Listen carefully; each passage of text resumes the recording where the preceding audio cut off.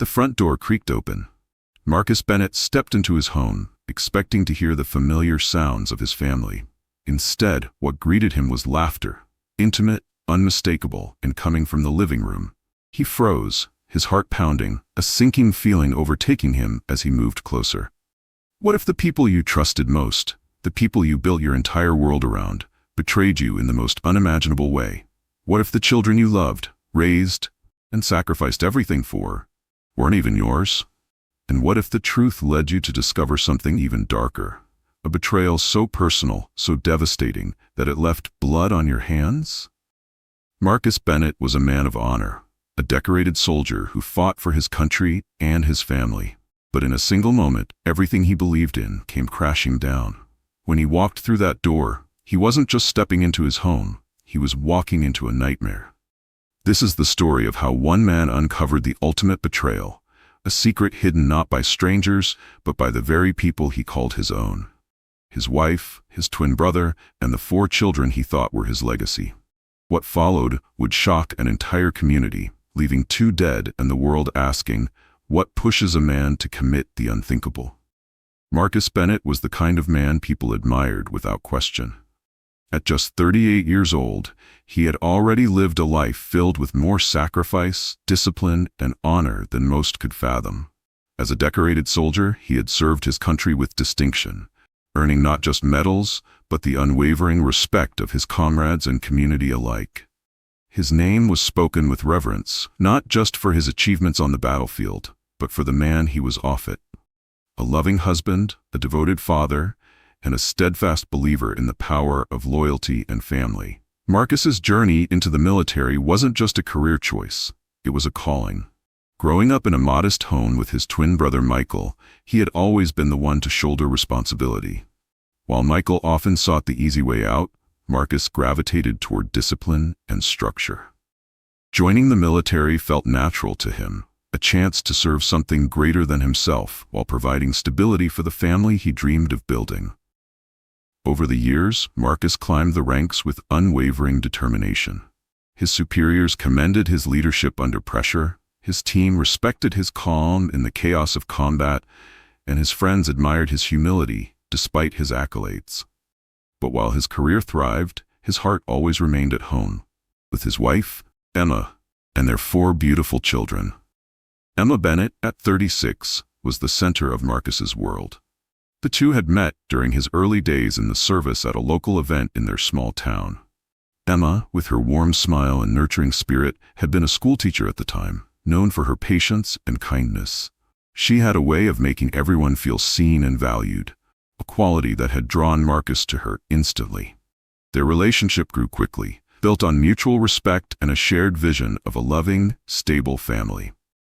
Emma was the anchor that kept the Bennett household running smoothly, especially during Marcus's long deployments.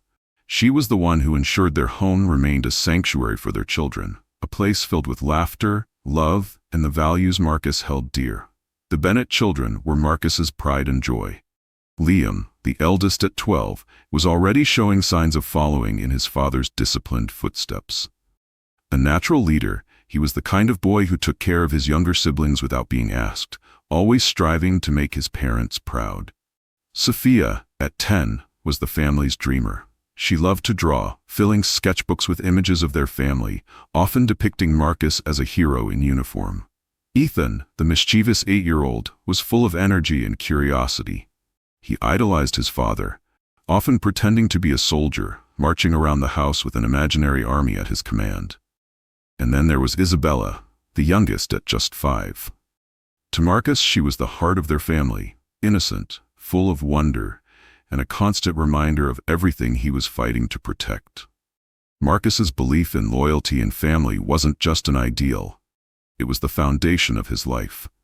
He took pride in providing for his family, even if it meant being away from them for months at a time. Every letter he wrote during his deployments, every video call he managed to squeeze in, was filled with promises to be there for every milestone, to protect them, and to ensure they never lacked anything. In his mind, the sacrifices he made were worth it. The nights spent away from home, the danger he faced in foreign lands, none of it mattered as long as Emma and the kids were safe and happy. To Marcus, his family wasn't just his greatest accomplishment, they were his purpose. Their life seemed picture-perfect to anyone looking in. A beautiful home in a quiet neighborhood, filled with the sounds of children's laughter and the warmth of a loving marriage. But as Marcus would soon learn, even the strongest foundations can hide cracks, and when those cracks are exposed, the devastation can be unimaginable. Michael Bennett was Marcus's identical twin, but their similarities stopped at appearance. While Marcus embodied discipline, sacrifice, and unwavering commitment, Michael lived a life defined by indulgence and impulsivity. Charming and charismatic, he had a way of making people feel at ease, but beneath the surface lay a restless dissatisfaction. Michael had always struggled to find purpose, a shadow cast by Marcus's success. The brothers' bond, once inseparable, became strained over the years. As Marcus joined the military, dedicating his life to service and building a family, Michael remained adrift, taking odd jobs, moving from one fleeting relationship to another, and envying the stability his brother had created. Michael's envy wasn't just about Marcus's accolades as a soldier. It was about the life Marcus had built. A loving wife, Emma, and 4 beautiful children who represented everything Michael had never managed to achieve. His visits to Marcus's home, which began as casual family gatherings, soon became something more calculated. While Marcus was away on deployments, Michael didn't just step in as an uncle. He inserted himself into the heart of Marcus's family. His charm and wit made him a favorite among the children, but it was Emma who became the focus of his attention. Emma, left to navigate the loneliness of Marcus's long absences, found herself drawn to Michael in ways she couldn't fully explain, or perhaps didn't want to admit. Michael offered her something Marcus's disciplined and often distant nature couldn't: constant attention, flattery, and a presence that filled the void left by her husband's duty to his country. What began as innocent conversations during family dinners shifted over time. Michael's visits became more frequent, his presence more intimate. He wasn't just fixing things around the house or playing with the kids. He was building a connection with Emma that went far beyond brotherly support. The relationship crossed a line long before the birth of the first child. Michael and Emma's affair became a secret they carried together, a bond forged in betrayal. Each child born into the Bennett household carried Michael's blood, a reality hidden behind the illusion of a perfect family. For Michael, fathering the children wasn't just about the physical act. It was about claiming a part of the life he believed should have been his. Each time Emma gave birth, he felt a twisted sense of victory, knowing that Marcus, the man everyone celebrated, was unknowingly raising his children. For Emma, the guilt was overwhelming, but the thrill of Michael's attention kept her ensnared. She convinced herself that she was filling a void Marcus had created by prioritizing his military career over his family. The affair, though wrong, became a twisted solution to her loneliness. Michael's relationship with the children only deepened his entanglement in Marcus's family.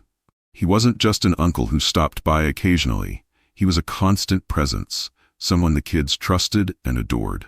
He made them laugh, told them stories, and in moments when Marcus was gone, he played the role of the father they didn't realize was truly his to play.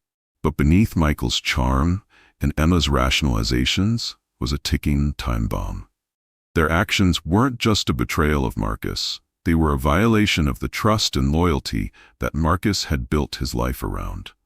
As the years passed, the weight of their secret grew heavier, setting the stage for the devastating revelations that would ultimately tear the family apart. James Porter lived 2 houses down from the Bennetts. A retired mechanic in his late 50s, he had always been friendly with Marcus, often sharing a beer over the fence or exchanging nods during morning routines. James was the kind of neighbor who noticed things, not out of nosiness, but because he valued the sense of community their neighborhood offered. To James, Marcus was more than just a neighbor. He was a friend and someone James deeply respected for his service and dedication to his family. During Marcus's deployments, James often kept an eye on the Bennett household.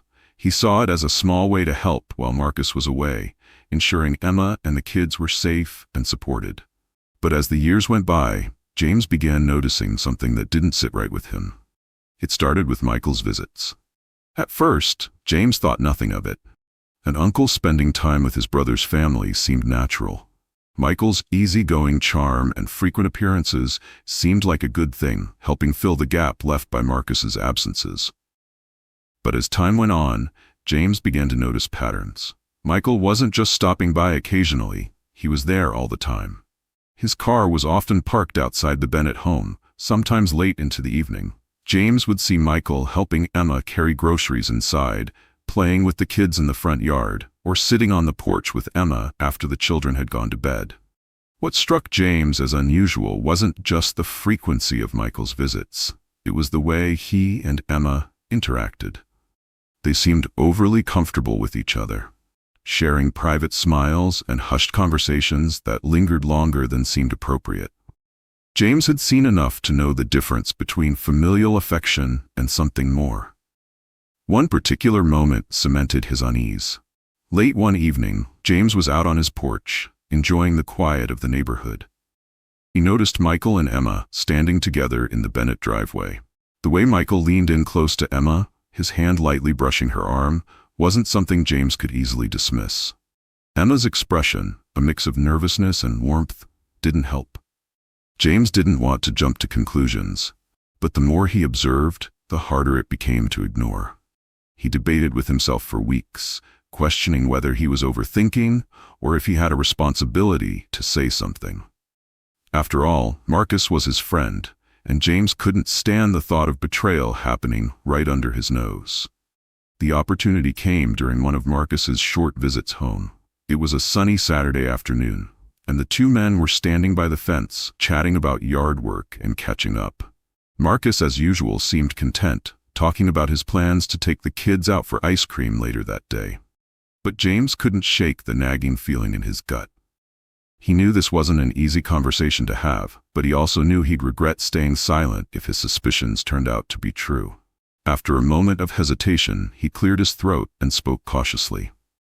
"Marcus, can I tell you something? It's probably nothing, but I've been noticing Michael over at your place a lot lately. Maybe more than usual." Marcus paused, his expression shifting slightly. He looked at James, confused but not yet alarmed. "What do you mean? Michael's always been close to Emma and the kids. He's just helping out while I'm gone." James nodded, trying to choose his words carefully. "Yeah, I figured that. It's just, I've seen him there late at night sometimes. Sitting on the porch with Emma carrying groceries, that sort of thing. Like I said, it's probably nothing, but I thought you should know." For a moment, Marcus said nothing. He stared at the ground, processing James's words. Then he smiled faintly, shaking his head. "James, I appreciate you looking out, but Michael's my brother. He'd never cross a line like that. Besides, Emma's not that kind of person. They're just close, that's all." James nodded, but he could see the flicker of doubt in Marcus's eyes. "All right," he said, raising his hands in a gesture of surrender. "I just thought I'd mention it, just in case." Marcus brushed it off, continuing their conversation as if nothing had happened.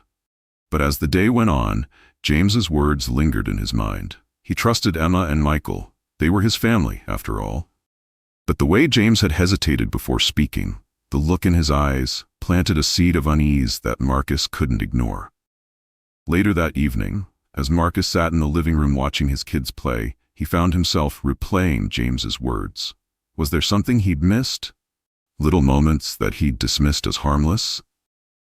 He shook his head, trying to push the thoughts away. His brother and his wife wouldn't betray him. They couldn't. But even as he tried to convince himself, the doubt remained, a quiet, nagging whisper in the back of his mind. As a soldier, Marcus Bennett was no stranger to health screenings.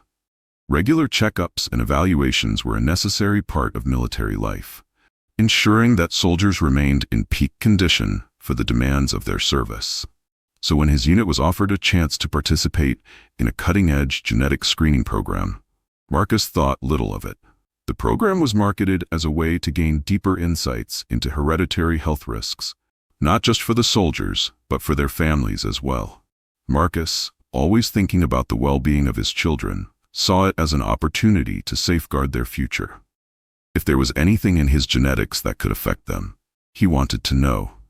During the session, Marcus provided his DNA sample through a simple cheek swab, answering routine questions about his medical history. It was then that one of the program coordinators mentioned the option of including family members in the screening. Marcus thought it over and decided to have Emma collect samples from the kids and send them in. In his mind, it was an act of care. Another way to ensure he was doing his part for his family. Even from a distance. He imagined it would be reassuring to know that his children were healthy and had no hidden genetic risks that could impact their futures. Back home, Emma dutifully collected the samples from Liam, Sophia, Ethan, and Isabella, packaging them carefully and mailing them off as Marcus had instructed. She didn't question the request, and neither did the children. To them, it was just another quirky thing their dad had asked for, part of the sacrifices and routines that came with having a father in the military. Weeks passed. The daily grind of deployment kept Marcus busy, his mind focused on his duties and his next planned visit home. The DNA test was barely a blip on his radar, a routine task with no immediate significance. Then the results arrived. It was an ordinary evening at the base when Marcus received the email notification. Curious but not expecting anything out of the ordinary, he opened it on his tablet. As he scrolled through the report, his expression shifted from calm to confusion. At first, the medical jargon was difficult to decipher. The document included a summary of his genetic profile, alongside comparative data from the samples submitted by his children. Marcus skimmed through the technical details, searching for something straightforward. Then he saw it. The section labeled Parent-Child Match Results. The words stared back at him, sharp and unyielding. No genetic match found. Not for Liam, not for Sophia, not for Ethan, not even for Isabella. Marcus froze, his mind racing to make sense of what he was seeing. He scrolled back up, rereading the results, hoping he had misunderstood. But no matter how many times he went over the numbers, the conclusion was the same. None of the children he had raised, loved, and sacrificed for were biologically his. The silence of his quarters suddenly felt suffocating. Marcus sat motionless, staring at the screen as a wave of emotions crashed over him. Confusion, disbelief, and an unsettling pang of betrayal. His first thought was that it had to be a mistake. Surely, the lab had mixed up the samples, or there had been some kind of clerical error. He clung to that possibility, telling himself that the program was new, and errors like this were bound to happen. Still, a voice in the back of his mind whispered questions he wasn't ready to face. How could all 4 results be wrong? What were the chances of such an error? Marcus closed the report and sat back, his hands trembling slightly as he tried to steady his breathing. He refused to believe it. Not yet. He couldn't. This was just a misunderstanding, a glitch in the system. But even as he tried to dismiss the results, flashes of James's words from their conversation weeks earlier resurfaced. "I've been seeing Michael over at your place a lot, maybe more than usual." Marcus shook his head, pushing the thought away. He trusted his wife, he trusted his brother. He had to. The alternative was too painful to consider. For the next few days, Marcus avoided revisiting the email, choosing instead to bury himself in work. He told himself there was no urgency to act. Once he returned home, he would request a retest and clear everything up. This wasn't the kind of thing to confront over a screen from thousands of miles away. Yet no matter how hard he tried to focus on his duties, the results lingered in his mind like an unwelcome shadow. Every time he closed his eyes, the words "no genetic match found" flashed before him. It wasn't just the results that haunted him. It was the possibility they might be true. As Marcus sat alone in his quarters late at night, other memories began to surface. Small moments that he had dismissed as unimportant, but now felt impossible to ignore. There was the time Emma had laughed, almost nervously, while joking about how much Ethan reminded her of Michael. At the time, Marcus had joined in, chalking it up to the shared family traits that ran in the Bennett bloodline. But now, that moment lingered in his thoughts, gnawing at him like an itch he couldn't scratch. Then there were the photographs, the family albums Emma lovingly curated. Marcus remembered a particular photo of Isabella sitting on Michael's lap, both of them smiling in a way that seemed too familiar, too comfortable. At the time, it had warmed his heart to see his brother so involved with his children. But now, those images felt like something else entirely. Each recollection deepened his unease. Marcus couldn't shake the feeling that there were signs all along. things he had missed because he never thought to question them. His trust in Emma and Michael had been absolute, so much so that he had ignored what now seemed glaringly obvious. Determined not to let suspicion drive him into rash accusations, Marcus made a decision. He would observe his family closely during his next leave, watching for anything out of the ordinary. He told himself he needed concrete evidence before he could confront either of them. Weeks later, Marcus was granted a short leave, and he returned home with a mix of excitement and trepidation. Emma and the kids greeted him at the door with hugs and smiles, their joy seemingly genuine. For a brief moment, Marcus felt his doubts fade, swept away by the warmth of his family's embrace. But as the days went on, Marcus couldn't help but notice the dynamics within his home. Michael's presence was as frequent as ever, showing up unannounced to help out or spend time with the kids. Marcus watched from a distance as Michael played soccer with Liam in the yard or helped Isabella with her homework at the dining table. To anyone else, it might have looked like an involved uncle lending a hand, but to Marcus, it felt like something more. Emma's interactions with Michael didn't escape his attention either. The way they laughed at each other's jokes, exchanged knowing glances, or stood a little too close during conversations, all of it seemed calculated, as if they were playing a game Marcus wasn't privy to. Still, Marcus kept his suspicions to himself, unwilling to let his emotions get the better of him. Outwardly, he remained calm, continuing to act as the loving husband and father his family knew him to be. He shared meals with them, played games with the kids, and even joined Michael and Emma for a casual evening on the porch. But inwardly, he was cataloging every interaction, every subtle gesture, and every word exchanged between Emma and Michael. As his leave drew to a close, Marcus felt no closer to the truth. While his observations had only deepened his doubts, he still lacked the irrefutable evidence he needed to confront them. That's when he decided to take a different approach. If he wanted to uncover the truth, he would need to catch them off guard. The next time he returned home, it wouldn't be with a scheduled leave or a grand announcement. He would come back unannounced, slipping through the front door like a shadow, eager to see his family as they were when they didn't know he was watching. Back on deployment, Marcus made the necessary arrangements, ensuring his early return would be a surprise. He didn't share his plans with Emma or the kids, nor did he confide in anyone else. This was something he had to handle alone. The suspense weighed on him during the days leading up to his return. Each night, he lay awake, imagining what he might find when he walked through that door. Part of him hoped his suspicions would be proven wrong, that he would find nothing out of the ordinary and could laugh at himself for doubting the people he loved. But deep down, Marcus feared the worst. And as his plane touched down and he made his way back to the home he had fought so hard to protect, he couldn't shake the feeling that his life was about to change forever. It was a crisp weekday morning when Marcus Bennett's plane touched down in his hometown. The early sun bathed the quiet streets as he drove through familiar neighborhoods, his mind racing with anticipation. Unlike his previous returns, there were no excited calls to Emma to announce his arrival, no coordinated plans to surprise the kids. This time, Marcus wanted to walk through his front door unannounced and see what was waiting for him behind it. As he pulled into the driveway, the house looked exactly as he had left it, calm, ordinary, and welcoming. His family's SUV was parked neatly in its usual spot. The curtains in the living room were drawn slightly open, and for a moment, Marcus almost convinced himself that he'd find everything just as it should be. But the weight of the DNA results and weeks of festering suspicion kept him grounded in reality. He stepped out of the car and approached the house quietly, unlocking the door with deliberate care.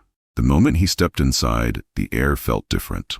It wasn't the comforting warmth he usually associated with homecomings. Instead, there was an unfamiliar tension, a sense that something was out of place. From the living room, he heard faint laughter. Marcus froze, his hand gripping the doorknob.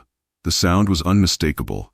Emma's soft chuckle mingled with the deeper, more familiar tone of his twin brother Michael. Slowly, Marcus moved toward the living room, his boots barely making a sound on the hardwood floor. The laughter grew louder as he approached, and his heart pounded in his chest, each beat echoing louder than the last. As he rounded the corner, the scene unfolded before him like a nightmare. Emma and Michael were sitting close together on the couch, their bodies angled toward each other in a way that felt far too intimate. Michael's hand rested lightly on Emma's knee, his thumb brushing against the fabric of her jeans in a motion that could only be described as familiar. Emma, her face lit with a smile Marcus hadn't seen in years, leaned in as Michael whispered something in her ear. The world seemed to stop. Marcus's vision narrowed, his breath caught in his throat as the weight of everything he had feared came crashing down in an instant. "What the hell is going on here?" Marcus's voice broke the moment like a thunderclap. Emma and Michael both jolted, their smiles vanishing as they turned to see Marcus standing in the doorway. Emma's face drained of color, her eyes wide with shock and panic. Michael, ever the charmer, straightened up but said nothing, his expression unreadable. Marcus stepped into the room, his fists clenched at his sides. "I asked you a question," he said, his voice low and steady, though every word carried the force of barely restrained fury. Emma stammered, her words stumbling over each other. "Marcus, I wasn't expecting you home. You didn't say—" Marcus cut her off, his eyes locked on Michael. "And you? What are you doing here?" Again. Michael leaned back slightly, his easy demeanor starting to crack. "Relax, Marcus. It's not what it looks like. I was just helping out, keeping Emma company while you're away." Marcus let out a bitter laugh, shaking his head. "Keeping her company?" He reached into his jacket and pulled out his phone, opening the email with the DNA results. "Does keeping her company explain this?" He held the screen up for both of them to see, his hand trembling with a mix of rage and heartbreak. Emma squinted at the display, her face contorting as she realized what it was. Michael's confident facade faltered, his eyes darting between Marcus and the screen. "No genetic match," Marcus said, his voice breaking slightly. "Not one of them. Liam, Sophia, Ethan, Isabella, none of them are mine." Emma gasped, her hands flying to her mouth as tears welled up in her eyes. "Marcus, I can explain." "Explain?" Marcus roared, his voice booming through the room. "Explain what, Emma? That you've been lying to me for years? That you let me raise children that aren't even mine? That you—" He turned to Michael, his voice dripping with venom. "That you've been sleeping with my wife, my own brother, and had the audacity to sit in my house like everything was fine?" Michael finally spoke, his tone defensive. "Look, Marcus, you don't understand." "Oh, I understand perfectly." Marcus snapped, cutting him off. "I understand that the two of you have been betraying me for God knows how long. How many years, huh? How many lies have you told? How many times did you sit across from me, smile, and pretend everything was fine?" Emma was sobbing now, her words barely audible. "It wasn't supposed to happen this way. I didn't mean for it to go this far. I didn't mean for it to go this far?" Marcus's voice cracked with anguish. 4 kids, Emma. 4. This wasn't a mistake. This was a choice you both made over and over again." Michael, sensing the tension escalating, tried to play the voice of reason. "Marcus, calm down. Let's just talk about this." "Talk?" Marcus's rage boiled over. "You want to talk? After everything you've done?" The room was thick with tension, the silence between each word heavy and suffocating. Marcus's mind raced, flooded with images of the years he had spent away, sacrificing for a family that wasn't his, while the two people he trusted most destroyed everything he thought he knew. The confrontation had begun, and the weight of years of betrayal and lies hung in the air, ready to explode in the most tragic way imaginable. The living room of the Bennett home had become a battlefield of words, emotions, and revelations. The air was thick with rage, betrayal, and heartbreak, as Marcus stared at the two people who had shattered his world. His wife, Emma, was sobbing uncontrollably, her pleas for understanding dissolving into incoherent cries. His twin brother, Michael, stood frozen, his usual charm replaced by a palpable unease, as though he were finally realizing the depth of his actions. Marcus's hands trembled, his mind racing with memories of sacrifices, sleepless nights, and battles fought, both overseas and within himself. All of it had been for this family, for the life he thought they shared. And now it was all a lie. Every laugh, every milestone, every promise, tainted by betrayal. He took a step back, his voice breaking as he muttered, "You were my brother, Michael. My twin. My blood." Michael, trying to regain control, raised his hands defensively. Marcus, you're blowing this out of proportion. We didn't mean for this to happen. Didn't mean for this to happen? Marcus interrupted, his voice rising with every word.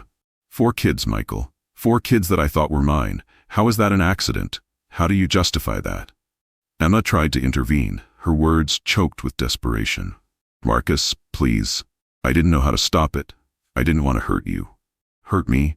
Marcus's laugh was cold, bitter. You didn't want to hurt me? Every single day you looked me in the eye, knowing what you'd done, and you didn't want to hurt me?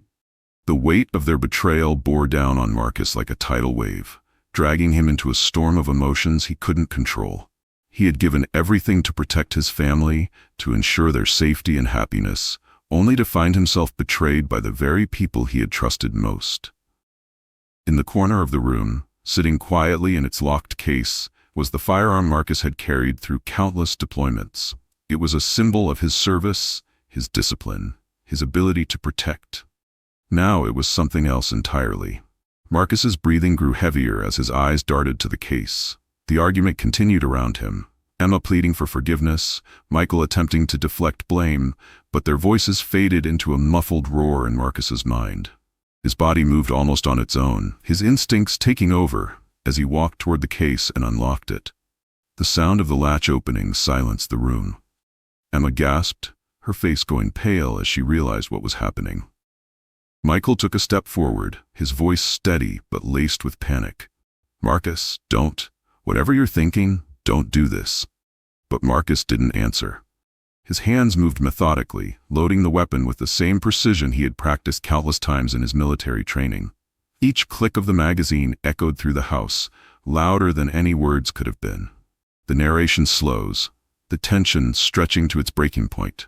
In that moment, Marcus made a decision he could never take back. His world had already been shattered. Now he would ensure theirs was too. Time seemed to stand still as Marcus raised the firearm, his hands steady despite the storm raging inside him. He turned to Michael first, his expression a mix of fury and heartbreak. You took everything from me, Marcus said, his voice trembling. My wife, my children, my life. You don't get to walk away from this. Before Michael could respond, a deafening shot rang out. The bullet hit him square in the chest, and he staggered backward, his eyes wide with shock before collapsing to the floor. Emma screamed, her voice piercing the silence as she stumbled toward Michael's lifeless body. Tears streamed down her face as she turned to Marcus, her hands raised in a plea for mercy. Marcus, please. Please don't do this. We can fix this. I'll do anything. Just... Marcus's gaze shifted to her. His eyes filled with an unrelenting pain. Fix this, he repeated, his voice hollow. You destroyed everything, Emma. There's nothing left to fix. Emma's sobs grew louder as Marcus raised the gun again. She fell to her knees, begging for her life, but Marcus's finger tightened on the trigger. Another shot rang out, and Emma collapsed beside Michael, her cries silenced forever. The house fell into a suffocating silence, broken only by the sound of Marcus's heavy breathing. He stood over the bodies of the 2 people who had betrayed him, the weight of what he had done sinking in like a lead weight on his chest. He let the firearm slip from his hands, the metallic clang as it hit the floor, reverberating through the stillness. His knees buckled and he sank to the ground, his head in his hands as the reality of his actions began to settle in. Marcus had spent his life fighting battles, but this was one he could never win. The Bennett home, once filled with the sound of children's laughter and family moments, now sat in eerie silence. The faint smell of gunpowder lingered in the air, mingling with the heavy weight of what had just occurred. Marcus Bennett sat on the couch, staring blankly at the floor, his hands trembling as he tried to steady his breathing. The room felt smaller now, suffocating him with the consequences of his actions. His twin brother and wife, lifeless, lay where they had fallen. Their presence, once so familiar, was now a haunting reminder of everything he had lost and destroyed in a single, devastating moment. Marcus reached for his phone, his fingers shaking as he dialed a familiar number. It rang only once before James Porter, his neighbor and longtime friend, picked up. Marcus, everything okay? James's voice was calm, but the faint sound of sirens in the distance caught his attention. Marcus took a deep breath, his voice flat and hollow. James, I did something I can't undo. James froze, his voice dropping to a whisper. What do you mean? What's going on? Emma and Michael, they betrayed me, James. They lied to me for years, and I couldn't take it. They're gone. Marcus's voice cracked, the weight of his confession sinking deeper with every word. Gone? Marcus, what are you saying? Where are you right now? James's tone grew more urgent, but Marcus didn't respond. Instead, he hung up and stared at the phone for a moment before dialing another number. 911. Marcus's voice was calm, almost detached. I need the police. I've killed my wife and my brother. They betrayed me, and I couldn't stop myself. The dispatcher asked for details, but Marcus provided only his address before ending the call. He placed the phone on the table next to the weapon, its cold metallic surface glinting under the dim light. The sirens grew louder, their wailing a stark contrast to the oppressive quiet of the house. Marcus didn't move. When the flashing red and blue lights illuminated the living room, he remained seated, his hands resting on his knees as if awaiting judgment. The police entered cautiously, their weapons drawn. Marcus Bennett? One officer called out, his voice firm. I'm unarmed, Marcus replied softly, raising his hands in surrender. I won't resist. The officers approached carefully, placing him in handcuffs before leading him out of the house. As he stepped onto the front porch, Marcus caught sight of James standing on his own porch, his face pale and stricken with disbelief. Their eyes met for a fleeting moment before Marcus was guided into the back of a squad car. The investigation into the murders was swift and conclusive. Marcus had provided a full confession, and the evidence corroborated his story. Ballistics confirmed the firearm was his, and the DNA test results were presented as a key piece of evidence. The report clearly showed that none of the 4 Bennett children shared Marcus's genetic material. Interviews with neighbors, including James, painted a picture of a man pushed to the edge by betrayal. James recounted the warnings he had given Marcus, explaining the growing tension he had observed between Marcus, Michael, and Emma. Forensic investigators pieced together the timeline, matching Marcus's confession with the physical evidence at the scene. The bullet trajectories, the positions of the bodies, and even the unlocked firearm case all told the same story. A moment of uncontrollable rage fueled by years of deception. The legal proceedings were equally straightforward. Marcus chose not to fight the charges, pleading guilty to 2 counts of first-degree murder. His defense team presented the betrayal and the DNA results as mitigating factors, arguing that Marcus's actions, while heinous, were not premeditated, but the result of an emotional breaking point. The prosecution, however, focused on the severity of the crime, emphasizing the deliberate nature of the murders and the devastating impact on the Bennett children, who were now orphaned by their father's actions. During the sentencing, Marcus remained stoic, his eyes fixed on the floor as the judge addressed him. Mr. Bennett, your betrayal by those closest to you is undeniable. However, your actions in response have caused irreparable harm, not only to those you killed, but to the children who now bear the weight of this tragedy. Betrayal does not justify murder, and the law cannot excuse your choices. For these reasons, I sentence you to life in prison without the possibility of parole. The gavel struck, sealing Marcus's fate. As he was led away, he thought not of the courtroom or the prison that awaited him, but of his children. The aftermath of Marcus Bennett's actions left a trail of devastation that would ripple far beyond the confines of his home. His children, Liam, Sophia, Ethan, and Isabella, were now orphans, left to grapple with a reality far too cruel for their young hearts to comprehend. Liam, barely a teenager, bore the burden of being the protector, a role thrust upon him far too soon. Sophia, once vibrant and full of creativity, retreated into herself, her world now a quiet, colorless void. Ethan and Isabella, too young to grasp the full weight of what had happened, would carry the scars of that day into adulthood. For the community, Marcus's story became a source of debate, a moral crossroads that left no one unaffected. Some viewed him as a man driven to the brink by unimaginable betrayal, his actions the tragic result of a deeply human response to pain. Others saw him as a man who allowed rage to consume him, turning his back on the discipline and control he had once embodied. And yet, the question lingers. Was Marcus's reaction justifiable, or was it an irrevocable overreach, one fueled by raw emotion rather than reason? Marcus, now serving a life sentence, spends his days reflecting on the choices that led him here. In his moments of solitude, he wonders about his children, about the lives they'll lead, and how they'll remember him. He knows that forgiveness may never come, but the weight of their betrayal and his response will remain with him forever. As this tragic tale comes to an end, it leaves us with a haunting question. When betrayal cuts this deep, how far would you go to reclaim your sense of justice?